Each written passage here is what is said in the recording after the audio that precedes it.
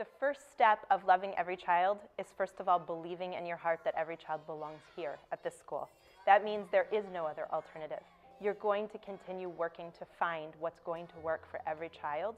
And it also means having a deep understanding of children in general, their development, what type of environment is best for them, what kind of interactions they need with the adults and the environment, the proper balance of freedom and limits. It's like a wood chip, but look at what we have instead of a wood chip. We have a potato chip. We saw our children as individuals, and we wanted them to be treated as such. Right away, Montessori rang like a bell in our ears. And that was because education was connected to movement. Education was connected to discovery.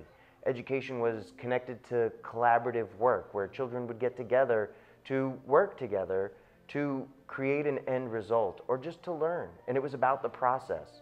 Those things hit a nerve in us because they were our personal values and what we saw were important.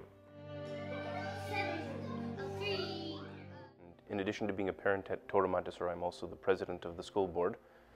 We originally came to Toro Montessori School because of an unfortunate experience that we had in a traditional day school environment for our daughter, who's gifted. The transformation has been extraordinary. Not only does she no longer hate school, she loves school. The nurturing environment, the educational environment offered by Toro Montessori has really allowed her to blossom as a person as well as a student.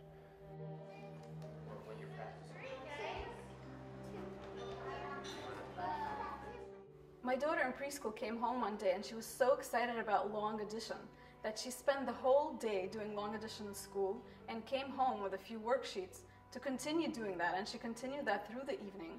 And we saw so much energy and so much excitement on her face that it was just thrilling to see somebody wanting to learn so much.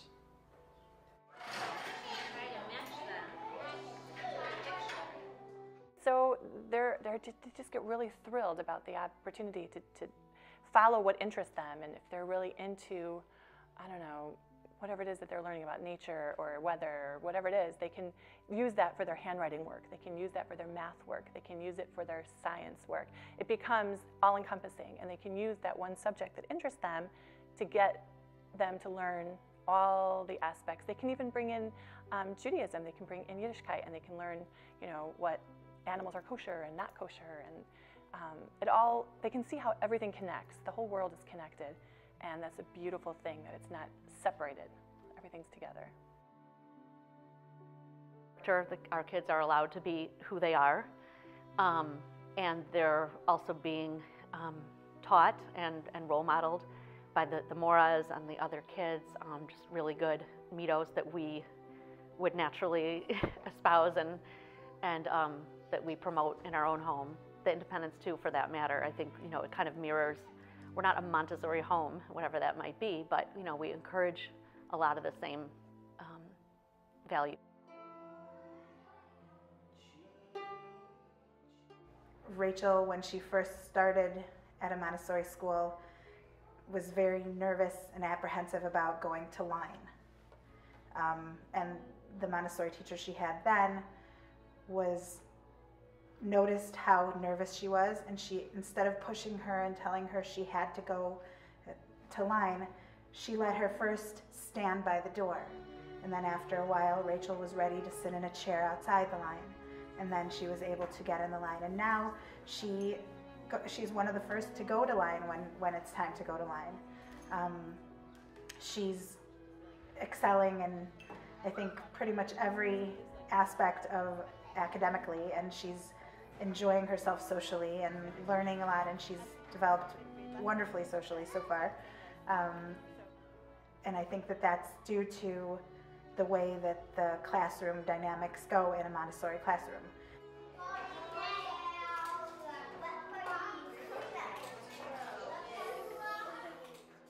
I think especially when it comes to Jewish education, we all have to understand that Jewish education has to be education for life.